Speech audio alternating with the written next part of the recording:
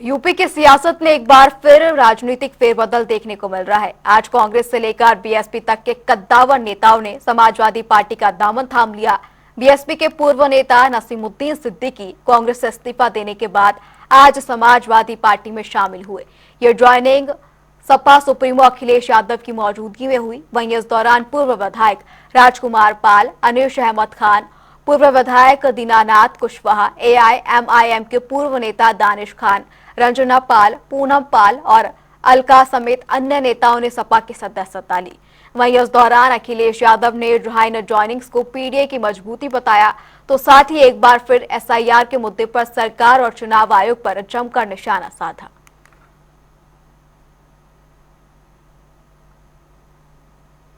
आपको बता दें, यहाँ पर अलग अलग पार्टी के कई नेता सपा में शामिल हुए, जिसमें कि पूर्व मंत्री नसीमुद्दीन कद्दावर नेता जो माने जाते हैं, उन्होंने भी सपा का हाथ थामा।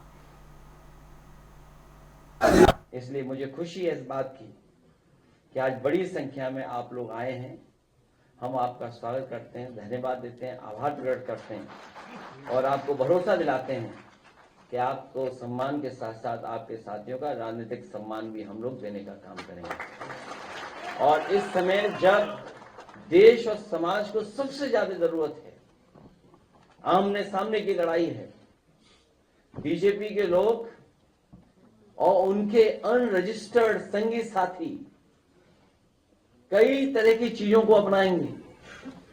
जो हमारे ज्यादा पढ़े लिखे मुख्यमंत्री जो वंदे मातरम का हमसे पूछते हैं या आप लोगों से सवाल करते हैं, कभी जाकर के वो अपने अनरजिस्टर्ड संगी साथियों से पूछें कि कभी आपने वंदे मातरम गाया था,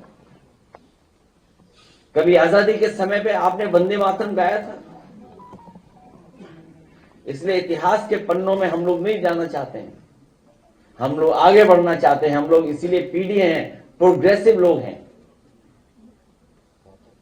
पॉजिटिव लोग हैं और सबको साथ लेकर के चलने वाले। पंचायत चुनाव लेट इसलिए हो रहा है कि बड़े पैमाने पे ये लोग वोटर लिस्ट में घोटाला कर रहे हैं। वोटर लिस्ट का घोटाला ना पकड़ा जाए। फॉर्म 7 में पकड़े गए, वो तो हम भाग्यशाली लोग हैं कि द्वापर और त्रेता के लोगों ने हमें बचा लिया। दशरथ और नंदलाल जी ने बचा लिया। असली तो द्वापर त्रेता के लोगों, जो हमारे भगवान हुए त्रेता और द्वापर के, उन्होंने हम लोगों को आशीर्वाद दिया। सोचिए, फॉर्म 7 जो अंगूठा मारता है उसका दस्तखत मरवा दिया बीजेपी ने, बताइए। मैं बीजेपी के लोगों को अब 1 लाख रुपए देना चाहता हूं कि 1 महीने में उसे दस्तखत कराना सिखा दो। तो ये जो सवाल आपका पंचायत चुनाव का है, आरक्षण को लेकर के, वोटर लिस्ट को लेकर के, हम तो जाति गणना के पक्षधर लोग हैं। सेंसस भी होने जा रहा है, ये बहाना ढूंढ रहे हैं, ये घबराए हुए लोग हैं। और घबराए सबसे ज्यादा किससे हैं? विधानसभा के चुनाव से, 2027 के चुनाव से। और आज जब इतने लोग और आ गए, हमारे साथ पीडीए के लोग जुड़ गए हैं, तो और घबरा गए होंगे ये लोग।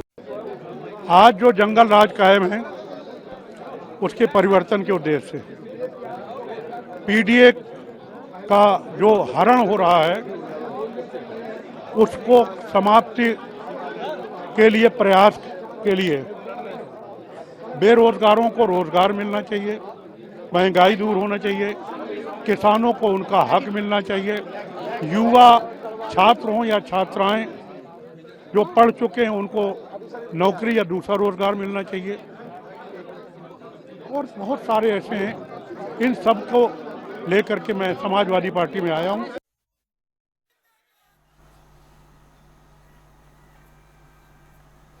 ये तस्वीरें आप तक पहुंचा रहे हैं, जहां कई नेताओं ने आज सपा का दामन थामा। कई कद्दावर नेता शामिल हुए हैं। सपा सुप्रीमो अखिलेश यादव ने उन्हें शामिल कराया, पार्टी ज्वाइन कराई। कई अहम नाम इसमें शामिल हैं। आपको बता दें, पूर्व मंत्री नसीमुद्दीन सिद्दीकी जो कि कद्दावर नेता माने जाते हैं, उन्होंने भी सपा का दामन थामा। पूर्व मंत्री फूल बाबू ये भी सपा में शामिल हुए। तमाम नाम जो कि काफी कद्दावर हैं, जिसमें पूर्व विधायक राजकुमार पाल तमाम आपको नाम बता देते हैं, जिसमें AIMIM के पूर्व नेता दानिश खान, अनीस अहमद खान, रंजना पाल, इसी के साथ पूनम पाल, तमाम लोगों ने आज सपा का यहां पर दामन थामा और इसी के साथ 2027 में आगामी चुनाव को लेकर ये महत्वपूर्ण रणनीति मानी जा रही है। किस तरीके का ये राजनीतिक समीकरण होगा और जिस तरीके से पूर्व विधायक राजकुमार पाल भी सपा में शामिल हुए हैं, तमाम समीकरण को बदलते हुए नजर आ रहे हैं। इसी खबर पर ज्यादा जानकारी और चर्चा के लिए हमारे साथ हमारे संवाददाता अनूप कुमार सिंह हमारे साथ जुड़ चुके हैं। अनूप, जिस तरीके से ये उत्तर प्रदेश की राजनीति में बड़ा फेरबदल देखने को मिल रहा है, कहीं ना कहीं आगामी अगर हम विधानसभा चुनाव की बात करें तो किस तरीके से राजनीतिक समीकरण अब बदलता हुआ नजर आ रहा है?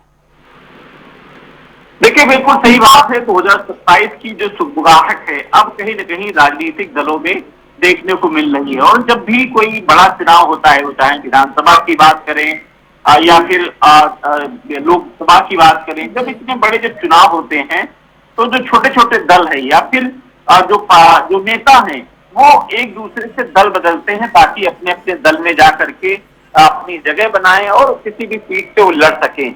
यही अब समाजवादी पार्टी से स्टार्ट हुआ है।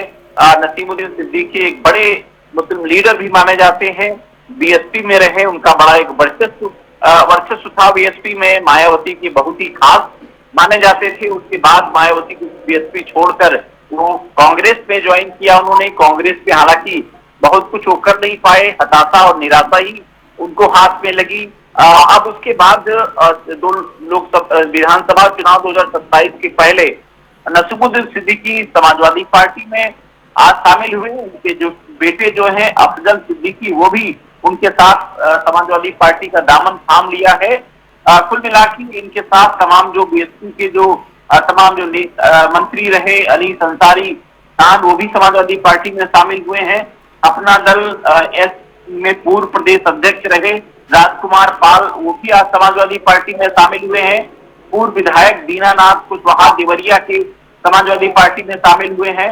नसीमुद्दीन सिद्दीकी ने दावा किया है कि 15,718 लोग आज उनके साथ समाजवादी पार्टी में, बीएसपी के जो टूटे हुए लोग हैं वो आज उनके साथ शामिल हुए हैं। निश्चित रूप से इनकी सबकी ज्वाइनिंग जो है समाजवादी पार्टी के राष्ट्रीय अध्यक्ष अखिलेश यादव ने कराई है।